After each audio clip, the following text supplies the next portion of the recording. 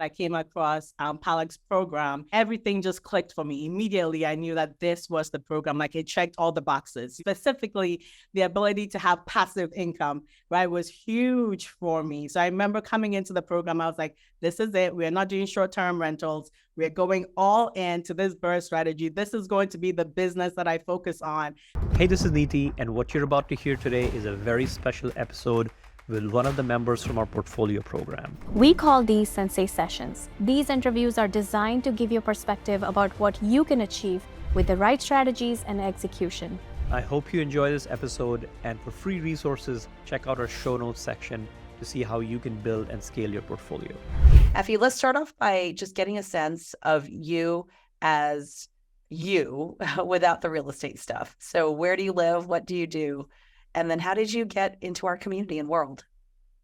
Well, thanks for having me. So I'm Effie Chakowski, currently living in New Jersey. I'm originally from Ghana. Wife and mom of 4 kids. I've had a couple businesses in the past before I went into this program. So really, I feel like this is really a culmination of everything I've done. It has really led me to this spot. So very excited to be here. I think that's so interesting how you said that. I'd love to know from people who are joining us today how you feel that as well. Like if you feel like the experiences that you've had before, whether it was a career or a business or whatever it is you did, it kind of is culminating into this point as an investor. I'd love to hear that. So Effie, how did you decide on investing in real estate investing after you had done all the things that you did before? So reel me in if I go on too long. No, I want to hear it. Yeah. It's really been a lot of things. I really say my journey started like back in my early teens. I remember reading Richard Branson's autobiography. My dad was like a huge book person. I read all sorts of biographies growing up. And I remember reading Richard Branson's biography, and something about that resonated with me so well. He had built this huge empire of not just one business, right? And it was just this huge empire. And I think right after reading that, back then I knew what I was going to do. Like as a child, people would ask me, what do you want to do? I was like, I'm going to own my own business and I'm going to build a business empire. And that was my goal right from childhood.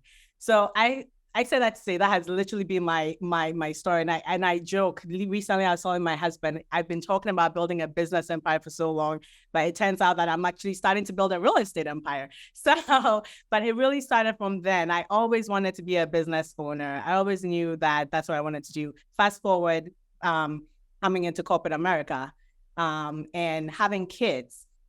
There was one particular, I think, incident that really turned the desire back for me. I had my second child. She was born at 27 weeks, so very premature. Had to be in the NICU for 2 months. And I remember the entire time that she was in the NICU, my days were just wake up, take my first daughter to daycare, come back to the NICU, sit with her all day, get my daughter, go home. And that was the cycle. And then two months and a week, she came home. Typically in the NICU, they let you bring your babies home at like 5 pounds. So this was like a 5-pound-old baby, still very small, still very tiny, had come home after 2 months and a week at being at the NICU. And then I had to return to work 3 weeks later. And I remember being so devastated. I mean, she was like 5 pounds. I was not ready to go back. So I think that was the moment that I was like, I really have to take my own life really into my own hands. That was when my desire, my passion to start a business began. And it took from that time to a couple years later for me to finally quit my job. I think that was really when I started to learn more about financial, just creating wealth, building business, creating a legacy. So I really got into the whole financial wealth industry, like lots of books and topics about how to create wealth. And I know one of the things that had always stuck up with me then was this idea of you don't need massive income to become financially free, right? Really, all you need is enough passive income. And I remember that sentence really stuck with me. So I always knew at some point that I was going to create some sort of a business that I would eventually be able to remove myself from and have it create passive income for me. Nice. That was always the goal. And And so on the back end as well, my husband and I were starting to prepare ourselves, right, for me to quit my job, to get back on one income, because you know how it goes. You get two incomes and your lifestyle increases. And, there was a whole plan around really creating that plan to eventually be able to quit my job and focus on that. So that was really the plan. And I think I took a little bit of a curve. I think it all led me here. I quit my corporate job, opened a paint and sip business. It was one of the painting and wine businesses. So I did that for a couple years, and then I had my fourth child by surprise. That was a fun surprise. We had 3 kids. We're already balancing business and starting a new business, having the 3 young kids, and then I had a fourth child, and it got really hard to manage it all. It was different things. So just balancing everything. I found out that I needed systems in my home and my business to just really keep everything running. So I decided to hire a manager to come in to really manage the day-to-day of the businesses, because I had to take myself out of the business a little bit. And that's when I realized that the brick and mortar business was not very sustainable and did not fit into the goal that I had, which was really being able to do something that could become passive. And so I pivoted from that brick and mortar business into coaching and consulting other moms, because one of the lessons that I had learned then was really this idea of not having systems to make my whole life work, right? It was really hard to build this business. It was really hard to make sure that I had time to be present at home. So I pivoted into actually not pivoted. I was kind of fell into it and started to do coaching on the side and consulting other moms and just really sharing my experiences running my own business as a mom of 4. And that eventually led into like a full-scale business. But ultimately, I ended up selling my brick and mortar business because, again, it wasn't sustainable. It really required a lot more hands-onness. I found out that it wasn't a fit for my personality. I'm a huge introvert. It was a lot of like socializing. I found out that it wasn't a fit for my personality, and then transitioned to coaching, the consulting full-time. And then my husband and I came back to the idea of passive income. How are we going to build passive income? So bringing it back to real estate, just before I joined the program, I had started to look into short-term rentals. So we had actually looked at a property out in the Poconos in Pennsylvania that we were going to buy and use it as a second home / short-term rental property. And we had actually put an offer on a property, and there was something wrong with the roof, and we had to pull out. And it was right around that time that I came across Palak's program. And learning about the BRRRR method, everything just clicked for me. Immediately, I knew that this was the program. Like, it checked all the boxes, with the tax benefits, the ability to have active income if you wanted to do if you wanted to deviate from the program and do some flips, but the ability to have active income, but specifically the ability to have passive income, right, was huge for me. So I remember coming into the program, I was like, this is it. We're not doing short-term rentals. We're going all into this BRRRR strategy. This is going to be the business that I focus on. So I came in there with like big goals. I knew I wanted to have a certain amount of passive income by a certain amount of time. And that's what really got me like coming in full swing into the program. Yeah. I love it. And you said it, you came out swinging. So tell everybody how many properties you have right this moment. So I've closed on 5 deals so far. So it's 4 single family properties and 1 triplex. And I just went on the contract for a flip. So okay. All right. But I want to, because we talked about this just a little bit before we came on today. And you did this very quickly after you started the program. So I want to dig into that just a little bit. Clearly, as you've described to us, your passion, and you are an entrepreneur. Like it sounds like you like to start things, you have huge ideas, and then you decided to go all in once you started the program. Yeah. What do you think helped you act so quickly after you started? So I would say a couple things, right? I think the first thing was I had done different businesses, right? And so I've seen the gamut of different businesses, the ups and downs, just knowing that with every business comes challenges that you're just going to have to push through. So I think just coming in, really just approaching it as a business, was key because it was a business. I had a plan for it. I knew the targets that I wanted to hit. And that's how I came in approaching it. Trying to keep emotions out of it, knowing that, I had a plan to follow and I could follow it to be successful. But then also I think it was the fact that, one, I came in ready to purchase because we had just come out of trying to purchase a property, but also the fact that I came in wanting to almost have like a trial part of my business, right? Every business, I feel like there's the first couple years where you're taking off in that business, right? There's that first couple years where you're setting the business up, getting the foundation started, seeing what you like, seeing what your strengths are in the business, seeing how you're going to do certain things. So I came in with that mindset.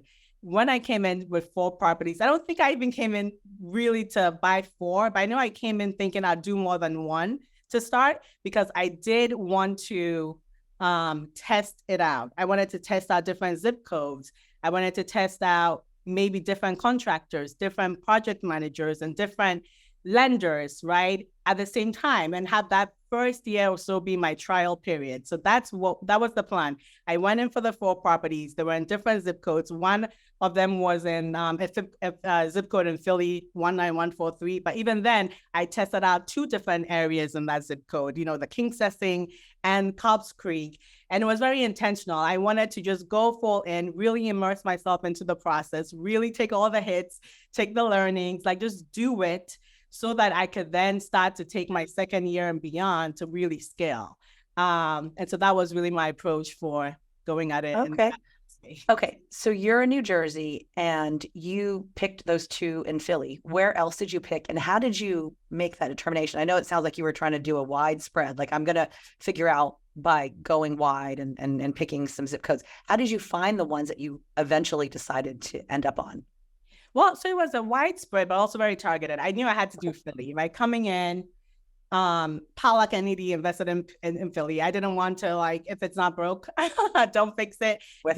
There was a tried and tested market. It was 1 hour away from me. So I kind of came in knowing I want to do Philly. I want to be close enough that I can, check in on my contractors and go see my properties and everything if I wanted to.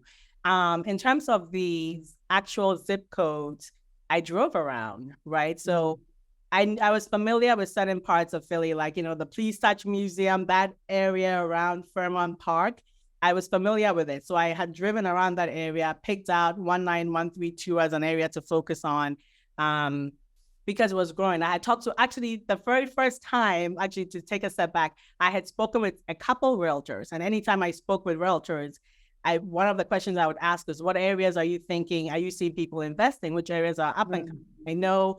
Good question. I had sat down with one of the first realtors I spoke to, and he had taken me around the 19132, 19121 zip code, and just started to talk about how to look at the areas, how to really pick out certain streets and start to track the development and seeing where, which areas would be on the cusp of benefiting from those areas as well. So I did that for 19132. 19143, I think it was something similar. I'd spoken with a realtor and she was telling me about a lot of appreciation going on in the Cobbs Creek area. So then I picked that area. And then my one property was actually by chance. One of the wholesalers that I worked with on another property found this property and said, I think you really should go in here. This neighborhood is great. I think you'll like it. And then so my husband and I drove out there.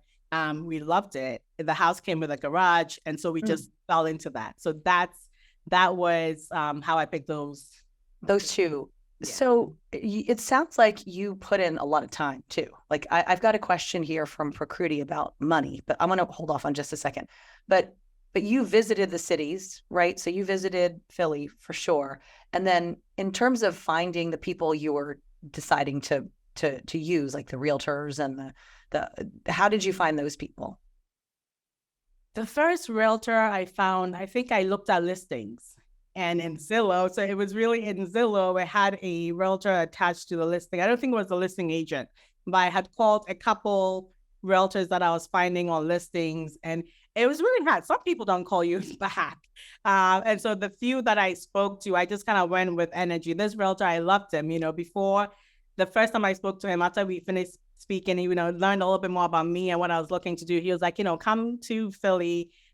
Let's go sit at a cafe. Let's talk. I'll show you some of the parts of the area. So I like that about him. He told me about some other programs that he had done, and just he was really good and resourceful in terms of sharing all his thoughts with me. So I like that with him. And then the other realtor that I found was also, I think, something similar. I had just looked at BiggerPockets, found a realtor on there. And then my other properties have been through wholesalers. Okay. What other markets did you invest in early? So it was 2 in Philly, and then where else? Oh, no, it's all in Philly. So it's all zip codes in Philly. Yeah. And they're not too far from each other. They're all in a certain, they're not too far from each other, but I wanted to test out different zip codes. No, that makes sense. So then did you use everything? Yeah. Did you use the same people for all of those things? And as far as contractors and the people who, or does each zip code get its own special person to help you with it? So the original plan had been to find different contractors. So that was my first mistake in the program. Initially, I wanted to go with 4 different contractors, test them out, see how they did, even time them, because I had gotten these properties all around the same time. So really to see who would finish first. And then my first contractor managed to talk me into using him for 3 of my properties. So I had one contractor for one property where I was doing a very light rehab. And then my one contractor talked me into using him for the 3 properties, and he couldn't handle it. So he started the first property, things were going well. And then as I closed on the other 2, I could tell that he didn't live up to what I expected. So that was a little mistake there. Good lesson learned to really trust my plan and really trust my instincts, because it took me a while to fire him because I kept on giving him the benefit of the doubt for way longer than I needed to. But yeah. I want to talk more about that in a little, but I have a question here from Prakriti who said, did you have to work with multiple hard money lenders to be able to do multiple rehabs all at the same time? So actually, I ended up working with multiple hard money lenders, right? So I worked with Easy Street for 2 of my deals. And I know with them, after my second deal, they wanted to see that I had closed a full cycle before I took on another loan with them. So then I went with Rehab for 1, and then Quanta, which was another HML that I found on my own for the other. So it was 3 hard money lenders across the first 4 investments. Yeah. Okay. I've got a question here from Kirsten. Amazing, Evie. I'm always interested in the financials for success when we all are starting to get started. Did you start out with a specific amount, like a chunk of cash, or are you able to utilize your previous homes before open spaces, that equity for investment? So I had said we were looking to buy a short-term rental. So we had some money earmarked for purchasing that. And so that was one of the things that actually sold that BRRRR program to me, because just comparing how much I'd have to put down for that property versus being able to put something into a property, BRRRR, and then take it out, that was huge, because back then it was really going to be a matter of saving up a little bit, buying a short-term rental, saving up again, buying a short-term rental. So BRRRR, when I learned about the BRRRR strategy, I'm like, oh, this is fantastic. I can put my money in and pull it out. So we did have a chunk of money saved up for that. And then we also tapped into our home, our HELOC, to be able to do more deals as well. This is a great question from Beth. How do you find good contractors while out of state? I'm having a hard time finding contractors that are licensed and bonded.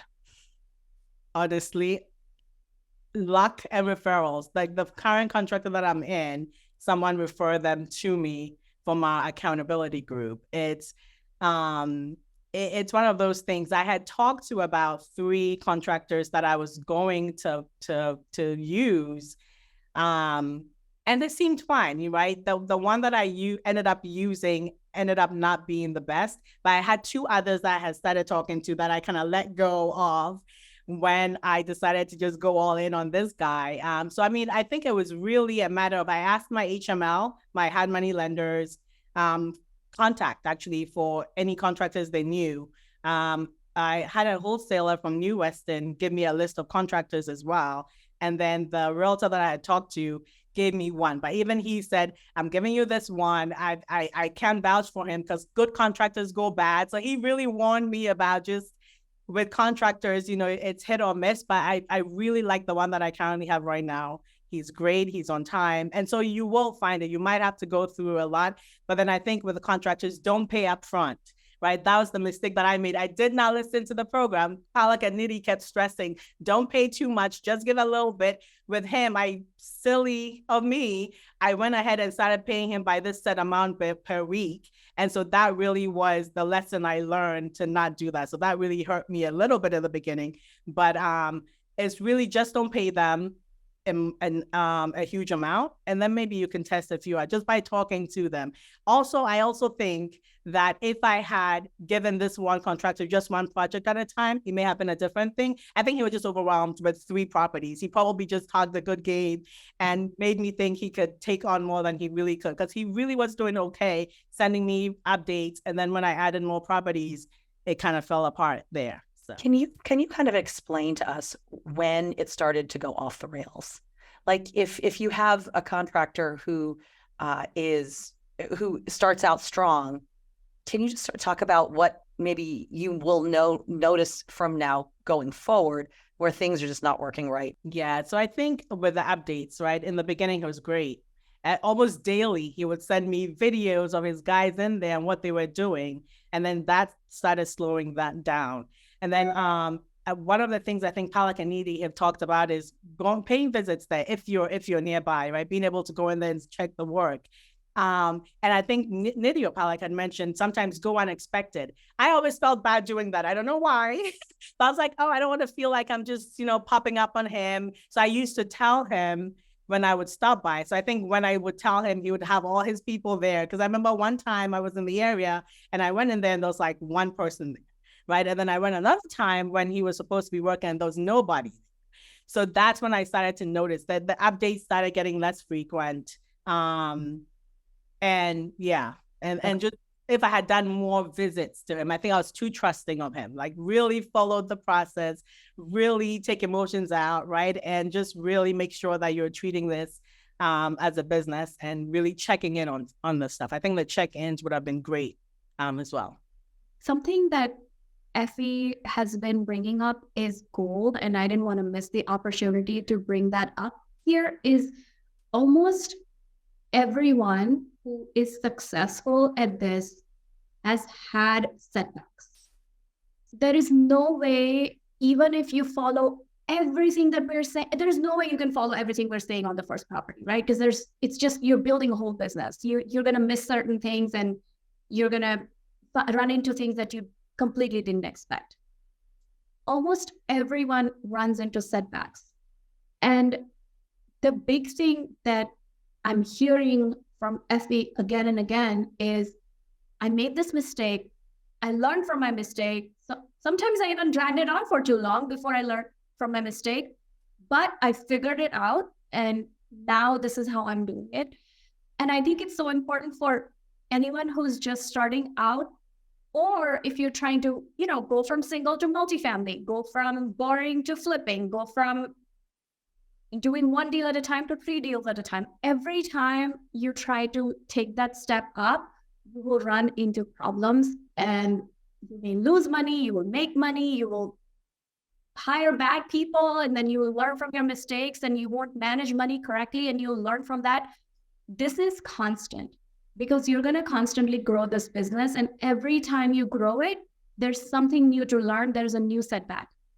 So get comfortable with those setbacks right in the beginning.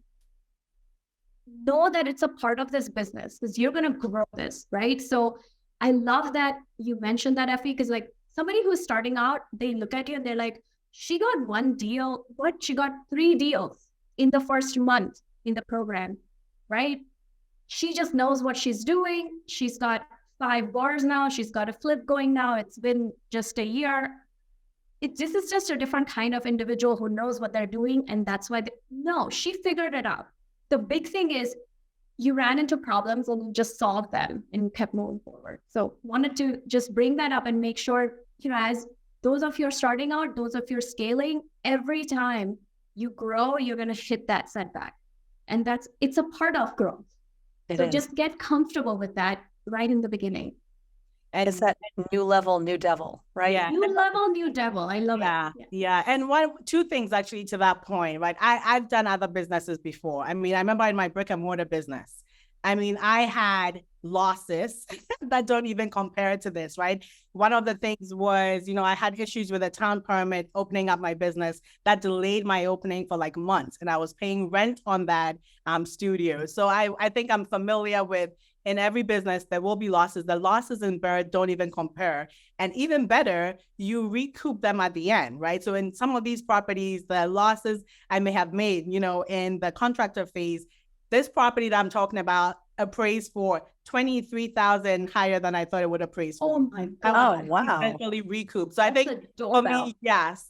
I think the fact that I came in with a business mindset, like there's losses everywhere. In your brick and mortar, you would have a roof leak and had to deal with that, right? So I came in with this mindset that any mistakes were really lessons for me to learn, and I will never make the same mistakes again, right? Like, so on my bigger properties, I know I'm not going to go for a contractor and pay them upfront ever again, because I learned that lesson now. So it's like the first pancake. The first pancake you fry is always going to be like burned, right? So Oh, I love it. The first pancake. That is brilliant. That's a great analogy. Okay, Effie, I think we want to hear numbers. Whatever numbers you're willing to share. You have however many properties, what you bought them for, the ARVs, and all of that, please. All right, let me see. I think I brought a sheet out here. Like your spreadsheet, right? Because you have so many. Yeah. So with the first property, I got it for $55,000, and I put in about, let's say, 55 in there, and that was even with all the mistakes, right? I had to correct things, so I went over the initial budget. This property then appraised for 160. Well, so I have a story with this. So 167. Eventually, I had to do another appraisal, and it came down a little bit to 163. I can tell that story. So that was that first property. But again, it appraised for way higher than I expected. I was expecting this to appraise at like 140, 145. So that was really high for that one. The second property I bought for $70,000. Put in about 55 as well to this one, and this one appraised for 202. So with this wow. Yeah, with this property, I actually pulled out all my money, and then I think I made like 3,000 on this deal. Oh my God, what is that? 80K in equity on the second one? Amazing. The one appraised way higher. Oh my God. Wow. And that's one deal. That's one of them. One deal, you guys. And equity is only a part of this. There's cash flow, tax savings, appreciation. It's insane. All of it. Okay. What's next? The third property was, I got it for 115. I overpaid on this one, got emotionally involved on this one. But even then, my rehab was, again, around 60. These two, this was the second property that I worked. I made a bit of a mistake with the contractor, because again, this property, I think I was supposed to spend maybe 50, 55, ended up being about 60. But yet it's still appraised at 223. Oh, wow. For this property. This property, I still left money in the deal, but this was probably the deal that I left the most in, maybe about 20,000-ish, but this area is also appreciated. So down the line, I may choose to sell it or whatever I need to do to it. And then the fourth of the first, the single family homes, was I got it for 105. I only put in about 30,000 in rehab, because again, I was testing out, doing full gut rehabs and buying properties that were moderately fine, that I could just do a cosmetic rehab. I wanted to test out how it would affect the appraisal. And so this one ended up being, I put in only about 30,000 and it appraised for 194. So with this one, again, I managed to get like a huge cash out from it. Wow. I don't think I pulled everything out yet, but I left very little money in this deal as well. And then the last one was the triplex that I did. The triplex was a really good deal to begin with, that a wholesaler had presented to me. That I got for $69,000, which is crazy. That's crazy. 68,500. And then I put in about less 90 something in this. And with this one, I'm expecting it to appraise and potentially pull out close to like 50,000 from that. Oh my God. Oh my goodness. Congratulations. That is really incredible. And do you have a number for all of your assets now that you have, that you own property wise? Yeah, the last time I checked, it's about 1.2 million with everything, with the triplex included. Yeah. So I know it's pretty crazy to me. Yeah. How do you feel about your business now? Do you feel it's a business? Yeah. No, it's really, and I keep saying this, right? Like out of everything that I've done, I love the potential in there. And this is with all the mistakes I made, right? And this was really the plan, the first year, to make all the mistakes and really gear up, for more. But my goal is like, my husband says I'm crazy, but I'm like 50 at least in the next 5 years of like, and I have like a set amount. But then, yeah, I think I really, really appreciate it, because I also think not just the potential to make income, but then the flexibility. Like this is what I've been chasing, right? Like ever since I quit my job, being able to have something where I'm able to use my talents, passions, to do something, but then would still give me the time to be the present mom that I want to be at home. So like, this is fantastic. Like when my son was home during the summer, I took him to a closing, right? It was hard to be able to incorporate my kid into what I did until now. So for me, that's really the best benefits of this business, is the flexibility that it gives me. I want to ask you, because you mentioned some mistakes that you made. Yeah. And maybe they were costly, or they felt costly at the time. And now we are seeing it at the end, where you're talking about the equity that you built up, and it's amazing. Mm-hmm. But how did you talk yourself through it at its most difficult in the very beginning, when you didn't know it was going to work out well at the end? How did you talk yourself through that? What was your mindset like? So, I mean, for me, and that's one of the things that I do, right? So the thing I do in my business is really helping moms balance business and work. And one of the key pieces to me, one is my faith, right? So for me, I'm very faith oriented. So for me, everything is faith-based for me. And the work that I do, I find it to be something that I'm just doing. It's incorporating everything, including my purpose, right? So one of the things I always say to myself is to, one, have fun with it, but also to let go. So on the one hand, I'm very type A, in that I have my goals and my plans and all the things that I want to make happen. But then also I recognize the need to loosen the grip a little bit, right? And to just leave some of it to faith, to God, to serendipity, whatever you believe in, right?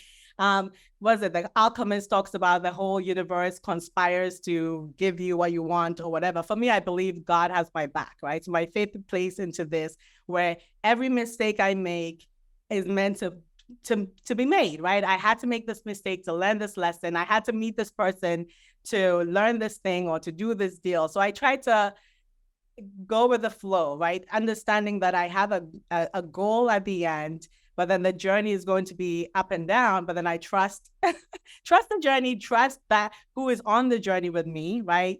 And just know that in the end, I will get where I need to be. So I feel like I'm always where I need to be. I truly believe that I'm always where I need to be, and that God has my back through everything that I do. So really, yeah, how I keep myself going. I love that. We've got a lot of questions for you, Effie.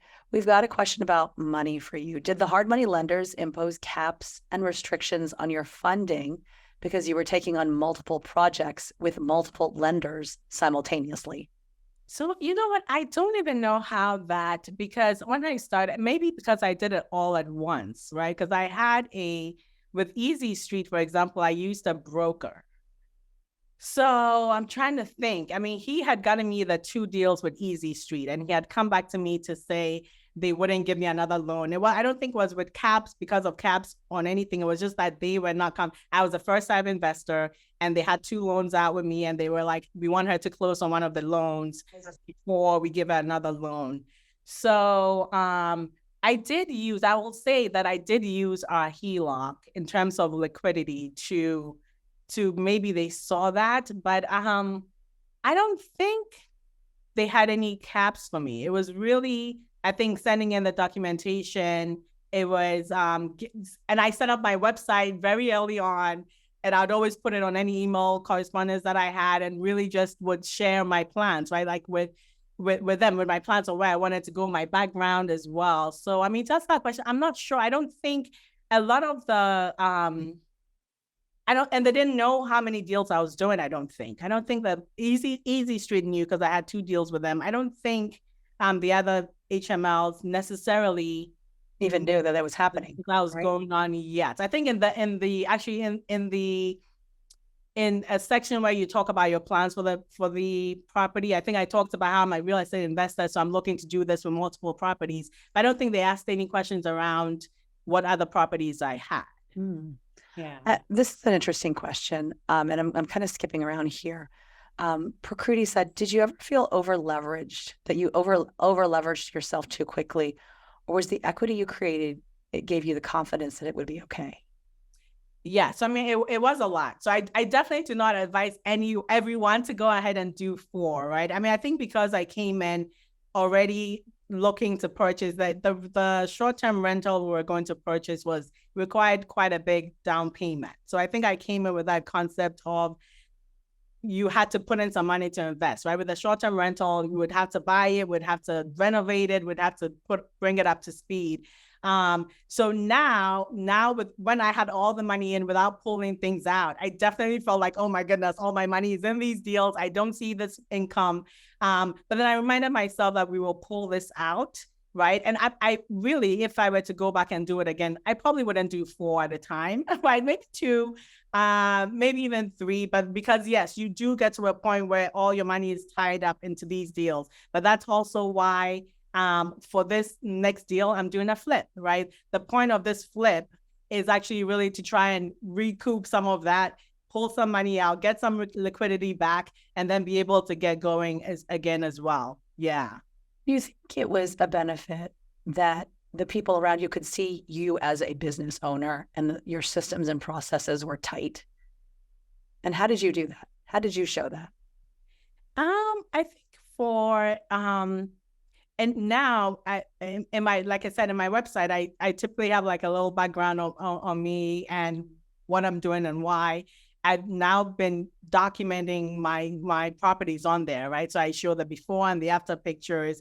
And so I think I began to build relationships with one of the wholesalers that sold me the triplex. You know, I sent her an email, and I think my website was on it. And she was like, oh my goodness, like the triplex looks really good. I'm going to be bringing more deals to you. And she is who I bought the flip from, right? So I think just interacting with them and having them see that you actually are going through these cycles and completing these projects, I think helped as well. Yeah. And you're documenting it and making them aware that you have it. So here's an interesting question too from Kirsten regarding keeping an eye on contractors. For those of us out of state, is it legal, in integrity, ethical to put a Nest camera on the garage and entry area so we know the contractor crews are there? Is that too creepy? No, I think Palak and Nidhi do advise that you could do that, right? I mean, you could have someone that you trust, either a realtor or someone in the program, go check on it on a weekly basis for you, maybe FaceTime calls. But yeah, I think the Ring camera for sure would at least show you how often they're going in and who's going into the property as well. It's not like you have a tenant in there and you have a camera pointing at them, right? It's a vacant property. It's your property. It's your asset. You put whatever you want in there. It's your asset. We have to protect our assets. So whatever works for you, I think it's a good idea. Was your rent on these properties able to support the higher appraised value? Yeah. So for all the properties, I think I have cash flow, right? So I think my cash flow is ranging from my lowest is around $27. That's the property that I think I do want to sell, because I track everything in terms of how much I put in, how much is in there. That it ranges from 27. I have one that is around 100. And then my cash flow for the property that I did, the light rehab, was actually pretty high. It's around 400. And that tenant has just re-signed. Her lease comes up in December, and she just re-signed her lease at a higher rent. So that should be going up as well. I would love to hear personally how you back end manage all of these properties, spreadsheets. Like how do you do the back end part? Yes. So I mean, one of the things that sold me into this program was systems, right? Because I got to a point in life where I realized I needed systems to manage my life and business. I mean, for nothing too crazy, I really just have a spreadsheet tracker that I track everything about the properties, right? The money going in, out, insurance, the rent, the cash flow, and then details about the properties as well, if it's electric or gas, all those details. So I do track them in there. And then I have property managers as well too, who manage the properties for me. So that's huge as well. It sounds like your business experience is really helping, because really you are assembling a team. This is your team. This is how you're getting all the things done. You're not wielding a hammer. You're not collecting rent checks. You're really managing the team of people who are helping to grow this business. So what are some tips that you can share with the rest of us on how to maybe think differently or put these things into place to look at it more like a business, like you look at it? So a couple of different things. So really I always look at businesses like organizations, right? So I have this framework that I use in like business and home, which is like getting ahead. And I think it's similar to things that Palak has spoken about, right? So really in the beginning, I'm all about assessing. One of the things I'm really big on is building a business that fits me, fits my personality, fits my strengths, right? So I keep talking about how I'm a huge introvert. I like certain ways of communicating. I've made sure to hire people that are fit for that, right? That was one of the biggest lessons I learned in my brick and mortar business, right? You could have a business that's doing well, but if you don't enjoy running it, then what's the point, right? So really taking that big picture first and foremost to really figure out why you're making, why this business connected to your overall purpose and overall wealth goals, right? But then also really deciding what type of business you want to build. Do you want to be more hands-on? Do you want to be more hands-off? That really is the first step. And then once I do that, my next step is like really handle my CEO business, right? Figuring out the things that you and only you can do. So that Palak and Edie talked about the deal analysis. That is huge, right? That is the one piece that I'm really particular about doing and running the numbers and confirming the ARVs, doing all those things. But then once I have those things that only I can do, I'm really fine with just delegating to everyone else, right? So one, I eliminate things that are not important. One of the things that I learned early on was, I think I came across this quote that was something about, I want to get to a point in life where I'm not getting more things done, but where I have less things to do. So that's a huge philosophy in my life. I like to keep my life super simple, really eliminate anything that does not need to be in there. So when it comes to like work, commitments, time, obligations, anything, right? Really keeping a key set of things that you really have to keep an eye on and letting the rest of it go. Then it can go eliminating it completely or finding people to handle those things for you as well. So it's really deciding what the key things are that you must really handle and then figuring out how to deal with the rest of those items. We're all in the program. Can you talk about some elements in the program that helped you as you were going through all of the things you were doing all at once regarding BRRRR? What are some key things that we can tell people who are here on the program to kind of go back to, like, hey, don't forget this lesson. And you've kind of talked about it a little bit. Don't forget what Palak said about this. Don't forget what Needy said about that. Some things in particular that are reminders for all of us as we're going forward. And you know what? I brought some notes with me. So this is a good time because I did write a few things, right? It's really following and trusting the process, right? I mean, I think the first key is that mindset shift coming in here. And I think one of the things that helped me move fast was I came in here and I wasn't second guessing, is this going to work? Is real estate the right thing to invest in, right? Like I came in here sold on real estate and especially sold on the BRRRR method, right? So I think really getting yourself to the point where you're really sold on this, right? Because why do it if you're not sold on? Like really go on and really decide to trust this process. And then once you trust it, then follow it, right? Palak and Nidhi have a fantastic program. I've done so many different courses, right? This is so robust. It has everything you need. So really following this program to the T. Of course, make it your own. It's your own business. You're going to tweak certain things to yourself, but really following it. And I think really listening to the pieces of advice, right? The things, the deal analysis. Definitely do the deal analysis. Don't get swayed by emotions, right? Don't try and force numbers to work. Sometimes I find myself, if I really like a property and I'm pulling comps and the ARVs are not as high as I want, I'm like, well, but maybe it might go up, right? And I start to try to talk myself into it. And I'm always having to remind myself, nope. Look at the numbers, look at the data that's in front of you and make decisions based on that, right? So really, really following and trusting the process and not second guessing it, right? Because if you're wavering and anytime something happens, you're like, oh, well, this doesn't work, you're going to slow yourself down. Really committing to the process, knowing that it does work.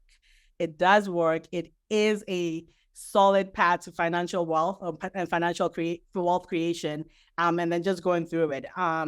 You'll make mistakes like we've talked about, right? It's all part of the journey. But again, like I say, every mistake you're made, you're supposed to make that mistake. Just learn from it and keep that bigger picture in mind. And then also connecting it to what you're doing to your, I think, your overall purpose and your life wealth plan or whatever, right? I think that's one of the big pieces as well. For me, the work I do really is connected to my purpose and what I feel like I'm put on earth to do, right? So it's really finding work that brings me joy, finding work that makes an impact, right? I always talk to women like to not, and to women specifically, I'm sure other people as well, women in particular, we like to not make money, right? We like to not feel like, we don't want to make money, or we just want to make enough. As long as I make enough for my family, take a vacation here and there.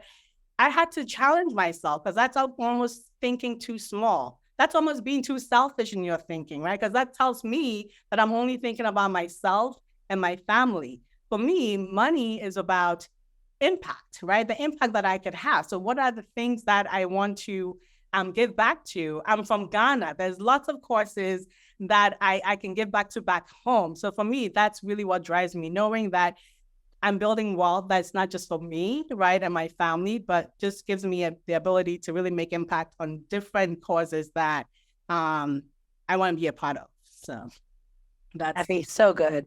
And Vanessa says, what took you so long to get in the Sensei session? What took you so long? You've inspired us, but now I'd love for you, for those of us who maybe are, it's not taking our time, which is completely fine, because again, we are all on our own journey, but sometimes fear is a great motivator as well. What would you say for those who are sort of like worried about taking that next step, whatever that next step is?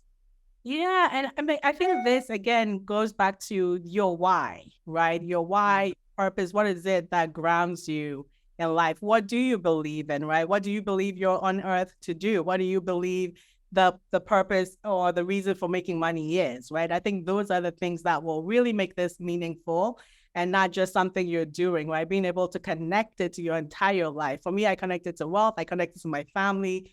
And so just really going for it, right? I'm understanding how it fits into, if you're a person of faith, know that, God has your back, whatever you believe in, the universe has your back, right? So it's really important for me to realize that this is not, it's not like separate from my being. It's just a part of everything that we do, right? It's your work, your life, just everything you touch can be used to be a reflection of your beliefs. So this has been so inspirational, Effie. Thank you so, so much.